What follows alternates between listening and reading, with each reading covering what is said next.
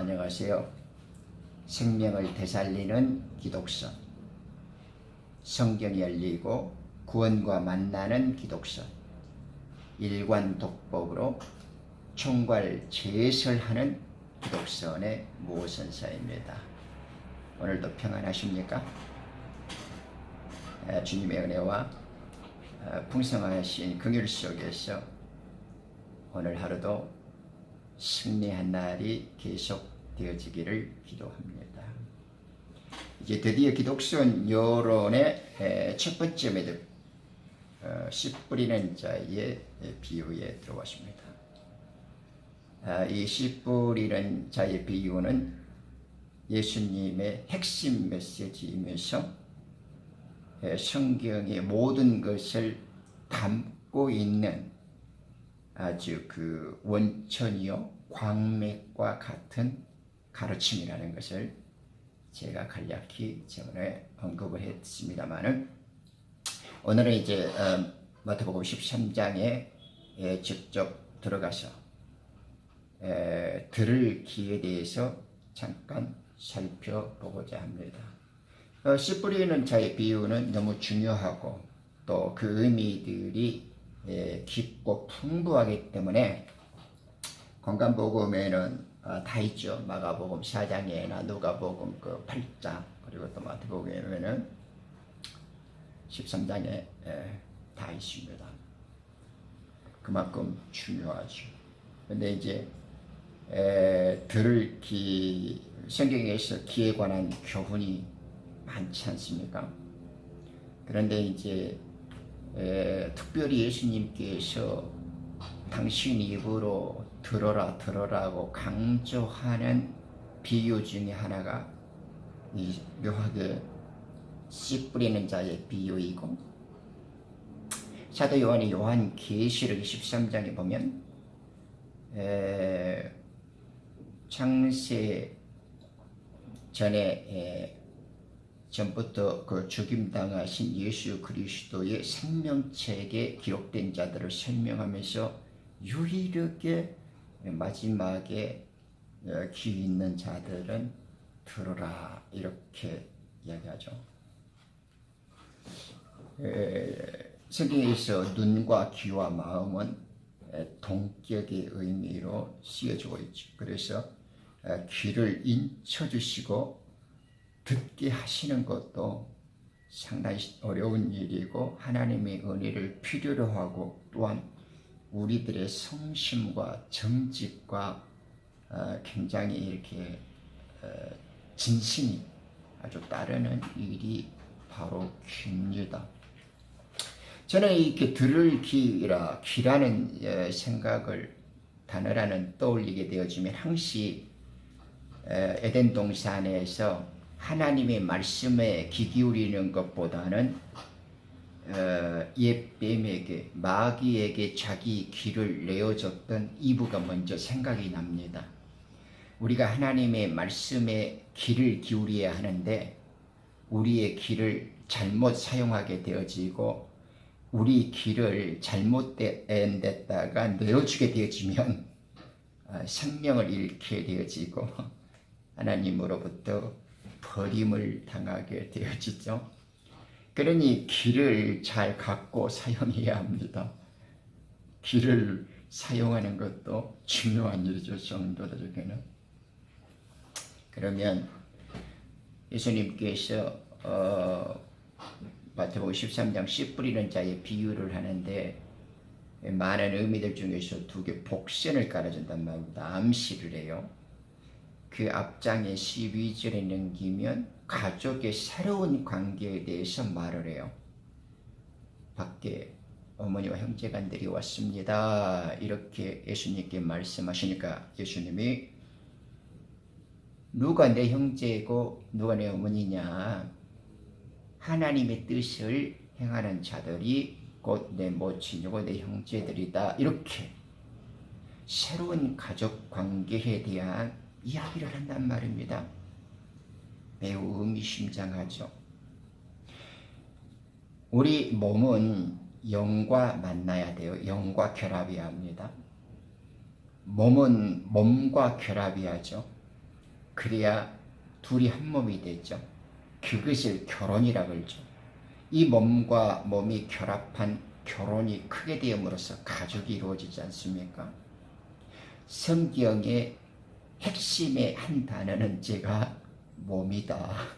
성경은 이 몸의 진실에 관한 하나님의 활동이다 라고 제가 이렇게 좀 자주 말을 하는 편인데, 이렇듯 몸의 진실과 몸의 신비, 하나님께서 들려주시는 몸에 관한 정의들을 잘 깨달아 갖고 깊이 있게 지금 추적을 하는 것이 기독선의 한 가지 일입니다. 한자로 말하면 몸이고, 두자로 말하면 결혼이고, 세자로 말하면 일가족입니다. 그것이 지역과 지리적인 차이와 시간을 두는 격차 속에서 공간적으로 시간차를 두고 말하니까 제가 기독선의 삼향원리라는, 옛날에나 지금에나 돌아갈라, 고향과 실향과 환향의 원리 속에 이 이치를 담고 이 이치를 처음부터 끝까지 추적해서 진리를 얻고 모든 이야기들을 담아낸다라는 일관독법 총괄제세라는 기독선의 새로운 관점, 그 새롭고도 특별한 성경 읽기에 지금 우리가 이렇게 공부를 하고 살펴보는 거죠. 그런데 이 새로운 가족에 대해서 예수님께서 말씀하시고 그 절에 보면 요나의 기적을 예시로 들어서 요나가 마치 고래 뱃속에 3일 밤낮을 있었듯이 자기도 땅의 심장 속에서 그리할 것이다. 이 악하고 음란한 시대에 내가 보여줄 수 있는 기적은 이것밖이다라고 이제 표적을 구하는 자들에게 대답하시는 장면이 나와요. 그리고 13장에서 씨 뿌리는 자의 비유를 설명하시는 겁니다. 느낌이 좀 옵니까? 이 씨 뿌리는 자의 비유는 그리스도의 몸에 관한 이야기입니다. 어떤 많은 사람들은 이렇게 땅을 우리가 몸을 갈아갖고 인격적으로 천재적인 성품이 바뀌어서 이런 막 소설 쓰잖아요. 그렇게 막 억지로 맞추면 성경이 어색하게 됩니다. 이것은 당신 자신의 몸입니다. 우리가 몸과 어떻게 결합하고 몸과 어떻게 만들어지고 우리 속에서 잉태되어지고 출산되어지는 그리스도의 완전한 몸이 어떻게 우리들과 함께 일하시고 나타날 것인가에 대한 이야기지, 그렇게 지금 소설을 쓸 이야기가 아닙니다. 조금 살펴보면 그렇게 됩니다. 그런데 이제 이것을 가르쳐 주시면서 예수님께서는 이것은 창세전부터 감추어진 비밀이었다. 그리고 마가복음에서 누가복음에서는 이것을 하나님의 신비다, 천국의 신비다 이렇게 말합니다. 미스터리라고 얘기하죠. 마태복음에서는 시크릿이라고, 비밀이라고 했는데 다른 복음에서는 미스터리라 이렇게 이야기를 한단 말입니다. 그리고 들을 귀 있는 자는 들어라 이렇게 말합니다. 만약에 다 쉽게 알아듣는다면, 모두가 아는 사실이라면 비밀이라고 할 필요도 없겠죠. 굳이 비유로 해서 설명해야 할 가치도 없겠잖아요. 보죠. 왜 비밀이라 그러고, 왜 미스터리라 그러고, 왜 들을 귀 있는 자는 들어라 이렇게 강조를 하시는지. 누구나 안다면 그것은 비밀이 아닙니다. 그리고 이 예수님께서 비유의 비밀을 아는 자들은 정해져 있다 이렇게 말씀하시죠. 왜냐하면 알 수 있는 사람들이 누굽니까? 너희에게는 허락되어져 있는데 저희에게는 아니다 이렇게 말씀하시잖아요. 그러니까 허락된 자와 허락이 안 된 자들의 구분이 있나 보죠. 예수님께서 그렇다고 말씀하시면 그런 것이죠. 너희는 누구냐? 예수님의 제자들입니다. 그냥 예배당에만 출석하고 성경만 갖고 있다고 해서 제자나 성도들이 될 수가 없는 거죠. 동일한 믿음, 동일한 복음으로 생명을 공급받는 자들, 하나님이 주시는 빛과 진리의 말씀을 소유한 자들이 하나님의 제자들이고 구원을 얻는 백성들, 즉 저희들입니다. 너희들입니다. 내 속에 예수님의 빛과 생명이 없다면 우리는 예수님의 제자가 아닙니다. 그런 자들에게는 허락되어지지도 않았고 들을 귀가 없는 자들입니다. 그러니까 들을 귀가 있는 자들은 이 신비가, 이 비밀이 허락되어진 자들이죠. 들을 귀 있는 자는 들어라. 들을 귀를 가진 자들이 이해하는 것은 생명의 소식과 진리의 구원을 갈망하는 성도들에게 무척 중요한 요소입니다. 성경에서 예수님이 활동했던 그 공간과 시간대에는 너무 협소하고 짧았죠. 우리 예수님의 생애는 너무나 짧았고 예수님의 활동 무대 그 공간도 너무 협소했잖아요. 예수님은 살아생전에 반경 55km 이상을 넘어서지도 않는 그 협소하고 작은 공간 속에서 짧은 생애를 보내셨습니다. 그럼에도 불구하고 그분의 가르침과 활동의 이 생명적인 메시지는 인류에게 온 세상에 증거되어져야만 하잖아요. 그래서 구원의 복음이 이방인들과 온 세상에 전파되기 위해서는 어떤 이치와 원리를 가져야죠. 왜냐? 그래서 예수님께서 3장의 요한복음에 첫 출발을 할 때 나올 때 제일 먼저 사마리아 여인을 만나죠. 우물가에서요. 우리 중학교 때 그 노래 많이 불렀었는데. 그런데 그 여인에게 설명을 해주시는 생명수와 유대인에 향한 구원, 그리고 너가 만나고 있는 내가 바로 그 기다리던 메시아 그리스도다라고 하는 것을 설명해 주시면서 4장 22절에 예수님께서는 구원은 유대인으로부터 난다라고 확실하게 지적을 해주시고 계십니다. 이런 사실은 아주 중요합니다. 예수님께서 요한복음 초입 단계에서 우물가에서 만난 사마리아 여인을 통해서 구원은 유대인으로부터 시작되고 교훈되어진다라는 사실을 가르쳐주고 계십니다. 달리 풀어서서 이야기하면 유대인의 삶과 역사가 모든 세상 사람들에게 적용되는 교훈이요 본보기이다라는 사실입니다. 그걸 잘 쉽게 사람들은 생각하지 못하고 이스라엘은 선택되어진 민족이다, 장자다, 세상에 대한 본보기 이러면 그렇게 깊이 있게 실감 있게 깨닫지를 잘 못해요. 이게 쉬운 예를 들어볼게요. 가장 빈번하게 등장하는 사두개인이나 그 바리새인들 그리고 주순들 있지 않습니까? 우리는 이렇게 제사장이라고 번역된 무리들요, 그 서기관들 이야기. 그리고 그와는 반대로 병들고 가난하고 귀신 들리고 세리되고 이렇게 이방인이라고 이렇게 계취급을 당하는 가난한 자들, 또 이렇게 종된 자들, 잡족들 이야기 나오지 않습니까? 그것이 이제 이스라엘은 온 세상의 축소판입니다. 인생들이 담당해야 할 그 역할과 무대가 다른 거죠. 현장들에서 우리들의 생생한 인류의 모습을 이렇게 작은 축소판 모형으로 보여주는 겁니다. 유대인 자신들만이 아니라 그들의 역사와 종교, 그리고 전통과 그들의 죄악된 모든 생활상들이 곧 인류를 위한 가르침이요, 교재요, 교과서가 되는 거죠.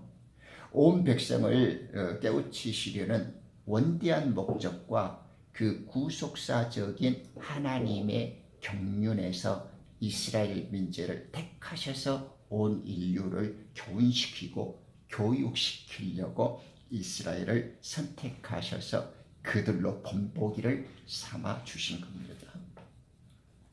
예수님을 적대하고 자신들을 구원시키려는 예수님을 향하여 항상 자신들의 자랑과 의를 내뿜어내고 죄인들을 멸시하고 스스로 세운 전통과 율법에 따라 다른 사람들과의 분리, 특별함을 주장하는 어리석음의 무리들, 이 죄악의 종자들, 이 죄악의 포로이고 독사의 자식들이면서도 그들은 전혀 그들 자신에 대해서는 느끼지 못한 족속들, 그들의 대표 무리가 바리새인들, 그죠?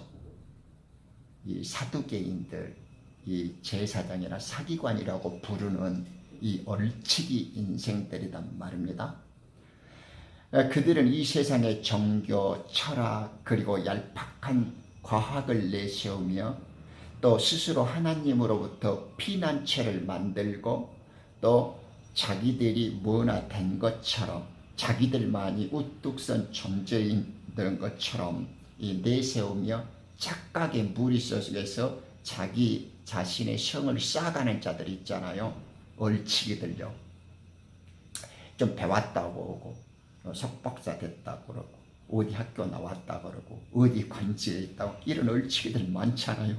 실제 따지고 보면 하나도 모르는데 마치 그것이 아주 대단하고 특별한 것이냐. 그런 것은 구원과 생명의 진리와 아무 상관이 없습니다.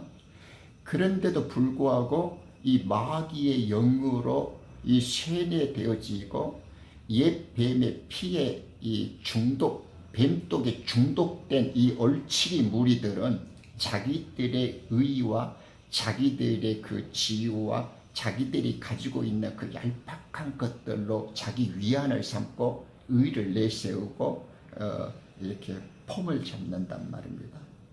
그런 애들의 대표적인 무리가 지금 이렇게 바리새인들, 이 독사의 자식들, 이 얼치기 인생들, 제사장이나 사기관들이라고 부르는 자들, 세상에서 지성과 지식과 그 교권과 종교적인 세력을 등에 업고 하나님께는 실제적으로 버림을 당한 종자들, 이런 애들의 세상의 대표자가 누구냐라고 지금 선과 악의 그리고 저희와 너희의 분법을 이렇게 반대적으로 선명하게 대조를 시켜주는 겁니다. 그것이 지금 비유예요, 비유. 파라볼레라는 말은 나란히 세운다잖아요. 이 똥과 된장을 구분을 못할 때는 보여줘야 되잖아요. 작과 콩과 땅콩이 구분이 안 갈 때는 보여줘야 되지 않습니까? 누가 진짜 하나님 앞에 사랑받는지, 누가 진짜 들을 길을 갖고 사는 인생들인지 보여줘야 되잖아요. 그래서 바리새인이나 서기관들 같은 애들이 있고 이렇게 세리나 죄인이라고 부르는 자들이 있단 말로 보여주잖아요. 그 비유라니까요. 그래서 지금 예수님이 이 비유를 지금 이렇게 당신이 직접 가르치는 비유 속에다가 넣어주셔서 전달하시는 거예요. 그런데 예수님이 살아계시는 동안 내내 설파하신 그 메시지가 그거단 말입니다. 그런데 반면에 나는 죄인입니다. 나는 하늘과 하나님을 떠나 감히 구원을 바랄 수조차 없는 못난 사람입니다. 라는 그 사실을 아주 뜨겁고 아주 철저하게 깨닫고 그걸 고백하는 사람들, 그리고 항시 하나님께 자기의 마음을 낮추고 먼저 부르짖었던 자들에게는 예수님께서 먼저 다가오셨고 그 누구보다 빠르게 따뜻한 손을 내밀고 그들을 어루만져 주셨고 그들을 그 죄악과 눈물과 부끄러움으로부터 씻겨주시고 감싸 안아주셨습니다. 그것이 이스라엘에서 벌어졌던 그 이렇게 세리들, 병든 자들, 이방인들 막 이런 각색 아픔과 고통을 막 당하는 많은 사람들이 있었잖아요. 그런 거 보면 이렇게 마가복음 2장 21절 1절에도 나오고 누가복음 18장 9절 4절 이런 데도 손을 내미시고 찾아오시는 예수님을 많이 발견할 수 있죠. 자신의 행동들을 정당화하고 하나님께 고개를 뻣뻣하게 올리는 바리새인들과 같은 인간들은 아직 들을 기가 없는 자들이다라고. 자기를 하나님 앞에 높여버리고 자기가 죄인이고 하나님을 떠난 자, 육이라는 것은 하나님 앞에 아무런 가치가 없는 자들이라는 것을 깨닫지 못한 자들은 너희들은 듣는 귀가 없는 무리들이다. 나한테 버려진 자들이다. 이렇게 가르쳐 주시고 있는 겁니다.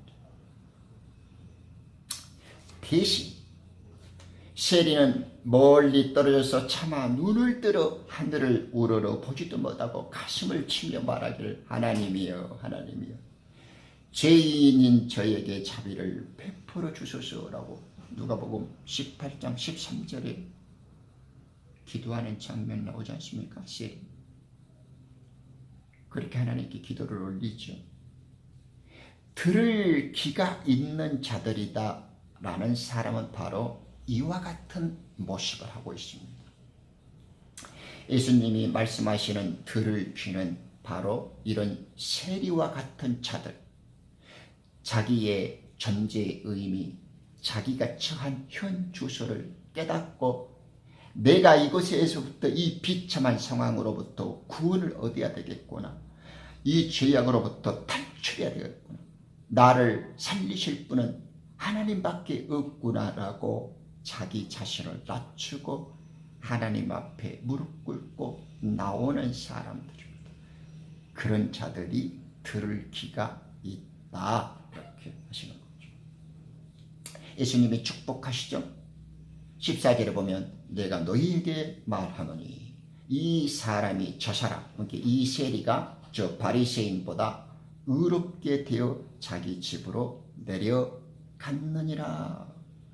이는 자신을 높이는 자마다 낮아질 것이요 자신을 낮추는 자는 높아질 것이다. 그러죠. 나는 흙에 불과합니다. 나는 무가치한 겁니다. 내 의라는 것이 없습니다.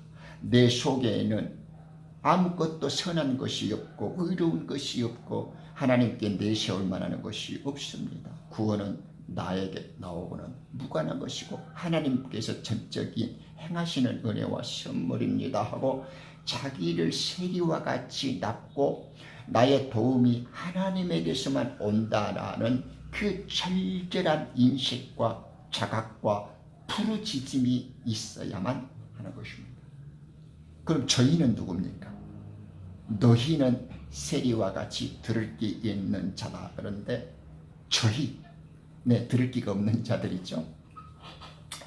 그것은 들을 귀가 없는 군중들이고 자기를 높이면서 자기 의를 내세우면서 다른 사람들을 얕잡아보고 함부로 하는 바리새인과 사두개인과 같은 무리들이고 들을 귀가 없이 무감각하고 외면하고 아무런 자각을 힘들게 노력하지 않는 군중들입니다. 이들에게 예수님의 가르침은 큰 비밀로 남아있고 여전히 신비 속에 쌓여 있습니다. 그들에게는 깨달을 수 없는 비밀이 된 거죠. 왜냐? 그들이 알 수 없는 것은 들을 귀가 없기 때문에 그렇습니다. 예배당에 출석하고 그저 성경 갖고 때가 돼서 폼 잡고 주차 봉사하고 헌금통 들고 다니고 여기 가서 앉아 있어서 예배하고 성경책 끼고 다녔다고 해서 진리가 알아지거나 들을 귀를 가져서 하나님의 비밀이 깨달아지는 건 아니겠죠. 목숨을 내놓아야 합니다. 주님께서 우리를 위해서 목숨을 주셨듯이 우리들도 목숨을 줘. 사랑한다면 그 사람을 위해서 목숨을 내놓아야 되는 거 아닙니까?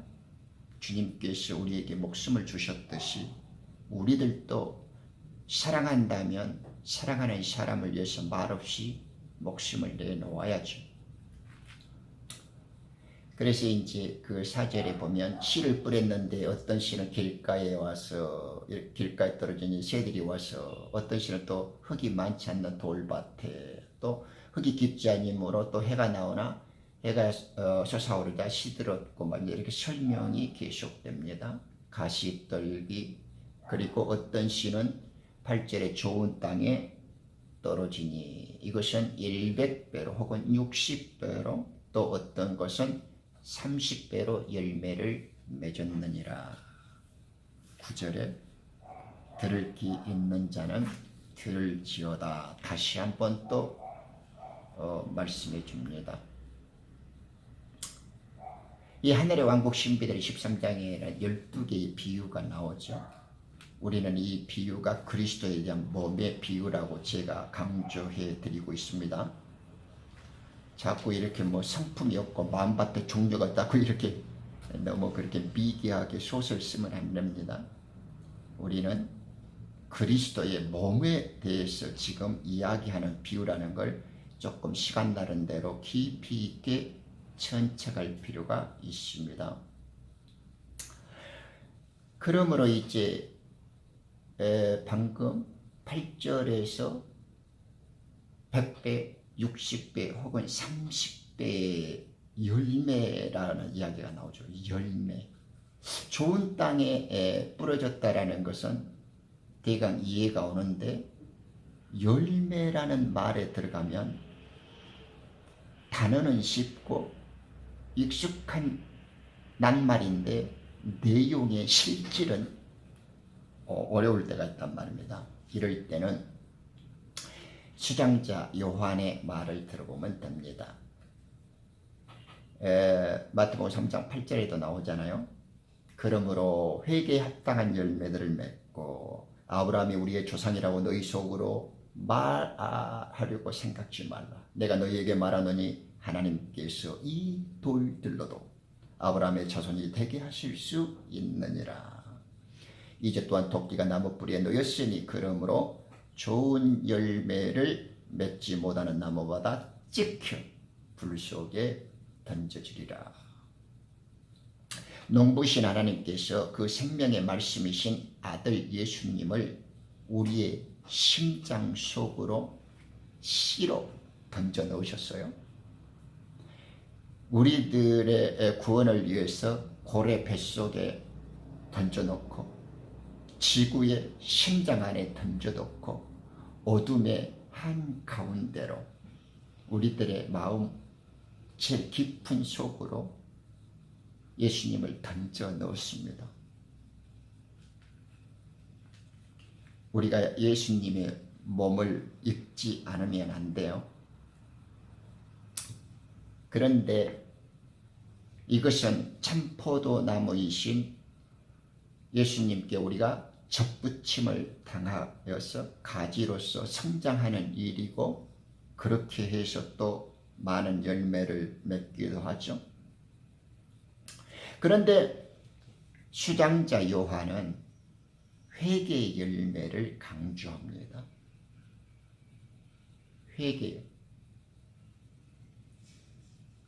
회개라는 말이 쉬운데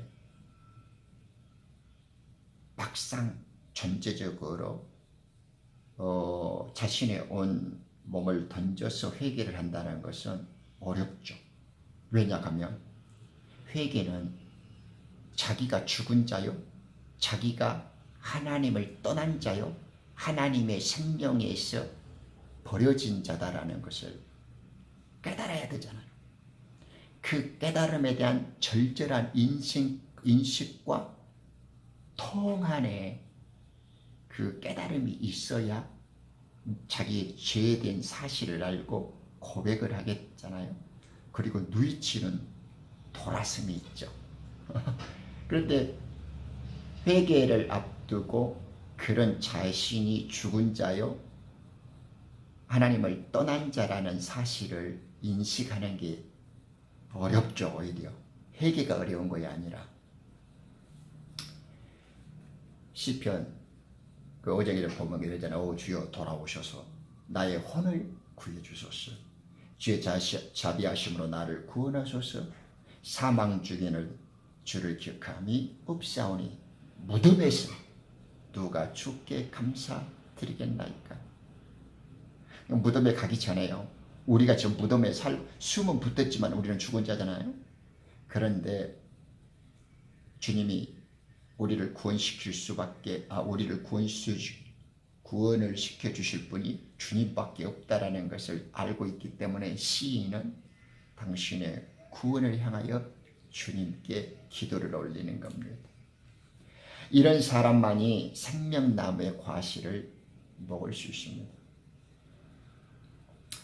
하나님의 말씀으로 영생을 먹을 수 있는 생명나무의 실과가 하나님의 말씀이고 주님이 우리에게 주시는 구원이죠. 길가나 돌밭이나 가시떨기 사이에 떨어지는 사람들은 이 세상에서 잘 먹고 이 세상에서 잘 살 것을 궁리하는 자들입니다. 그들에게는 그리스도와 한 몸이 되어야겠다는 각오가 없습니다. 이 죄악된 세상, 하나님을 떠나 스스로 잘 살아보겠다고 버려진 이 땅에서 자신이 얼마나 비참한 존재인지를 자각하지 못하고 제대로 인식하지 못하기 때문에 벌어지는 슬픈 현상입니다. 그래서 이 세상에서 잘 살려고 몸부림치는 겁니다. 그들을 불쌍히 여겨줘야 합니다.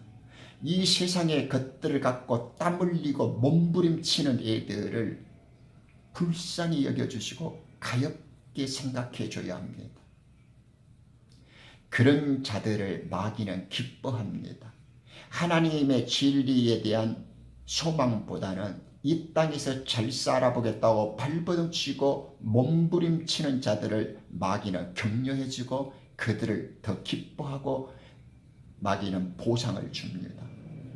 지위로, 높은 영광으로, 많은 재물로, 또 이렇게 깊은 지식들로 하나님을 떠나서 살고 있는 너희들을 위로해 줍니다. 왜냐? 이 세상에 하나님은 마귀이기 때문에 그렇습니다.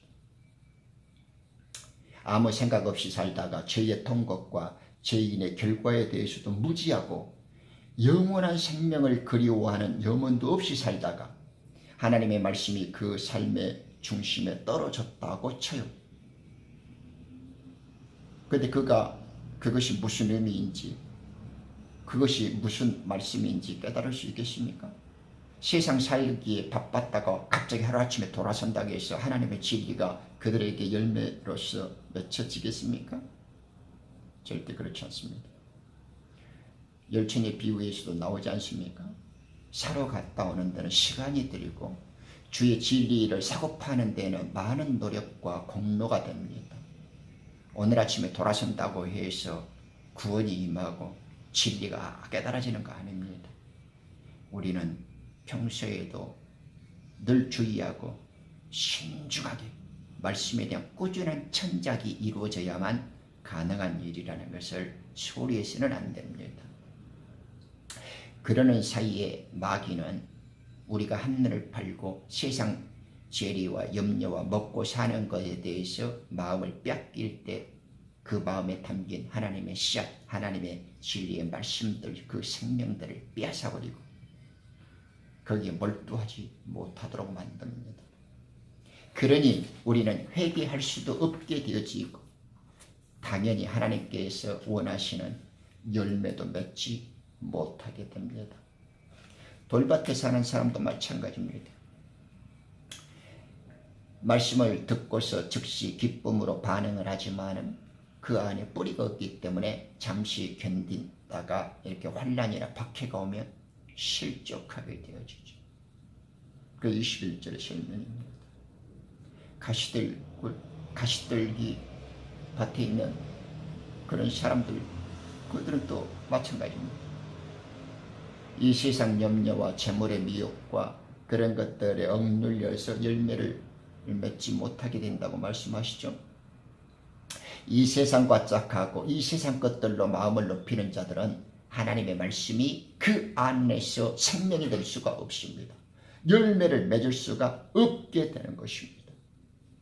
오직 깨닫기를 나는 하나님을 떠난 자요 나는 비참한 공경과 절망과 사망에 빠진 자요 나는 생명을 반드시 얻어야만 되겠다고 부르짖는 자들만이 열매를 맺을 수 있고 하나님의 진리의 말씀을 들을 수 있고 하나님께서 깨닫게 해주시는 생명과 진리의 소리를 귀담아 들을 수 있게 되는 것입니다. 하나님을 떠났기 때문에 하나님을 찾고 하나님께 돌아가지 않으면 안 되겠다고 부르짖고 몸부림쳐야 합니다. 이런 사람들에게 하나님의 말씀의 씨는 뿌려지고 좋은 밭의 수확을 기대할 수 있게 되는 것입니다. 예수님의 메시지는 간단하고 명료합니다. 너희는 지금 죽은 자요 너희는 사망한 죽은 상태다. 떠난 자다. 그렇기 때문에 너희는 하나님의 말씀을 먹고 생명을 회복하라는 것입니다. 왜냐? 너희는 생명을 얻어야 할 자들이기 때문에 그렇다. 그래서 지금 회개하라는 것이고 하나님의 첫 마디가 너희들은 회개하고 복음을 믿어라. 그렇죠. 왜? 왕국이 가까이 왔으니까. 우리 지난 시간 공부했죠. 왕국이 가까이 왔다라는 것은 심판 이야기하고 듣는 자들, 받아들이는 자는 구원으로 갈 것이고 입술과 혀의 삶을 선택하고 자신을 속이는 자들은 멸망과 심판으로 갈 것이다라는 거죠. 문제는 쉬운데 해결은 쉽지 않습니다. 왜냐? 우리가 왜 죽은 자고 왜 떠난 자고 왜 회개해야 할 그리고 왜 구원을 갈망해야 할 존재들인가를 인식하는 것이 어렵기 때문에 그렇습니다. 자기가 하나님을 떠나 죽어있는 상황을 철저히 깨닫는 데서 신앙은 출발하는데 자기가 죽어있고 하나님을 떠난 존재라는 걸 철저히 자각하는 출발에서 좀 삐걱거리고 어긋나 있기 때문에 그렇습니다. 이게 그래서 기독선이 옛 우리의 고향, 우리가 출신과 소속과 소식을 잃어버렸던 삼양 원리에서 옛 고향에 대한 그 사건과 내용들을 알아야 된다라고 이야기하는 겁니다. 그죠? 말씀을 먹고 영생할 수 있는 자격은 자기가 하나님 앞에 죄인이라는 것을 자각하고 회개하는 것밖에 없죠. 이것이 씨 뿌리는 자의 비유에서 예수님께서 말씀하시는 요지입니다. 그러니까 우리는 이제 첫 번째 매듭 씨 뿌리는 자의 비유에서 연결되어져서 두 번째 매듭 창조 요결에 가서 이제 주님의 우리 고향에서의 어떤 일들 때문에 우리가 하나님께 버려짐을 당했고 하나님 앞에 떠나게 되었으며 하나님을 떠나 죄의 죽은 자로 살 수밖에 없었나. 그래서 부모 없는 회개 없고 고향 없는 믿음 없다라고 기독선의 삼양 원리에 기반을 해서 어설픈 믿음, 어설픈 구원은 신종 저주입니다. 그런 건 교회에서 하는 이야기지 기독선에서 할 이야기는 아닙니다. 우리 이제 우리의 태어남의 비밀을 알고 고향의 사건들과 그 정보들을 정확히 깨달아서 조금 더 철저한 그리스도인, 좀 더 완벽한 하나님의 아들, 좀 더 제대로 된 그리스도의 군사로서의 멋진 그리고 새롭고 특별한 삶을 살아가는 사람들이 되자고요. 오늘도 귀한 시간 내주셔서 감사합니다. 아멘.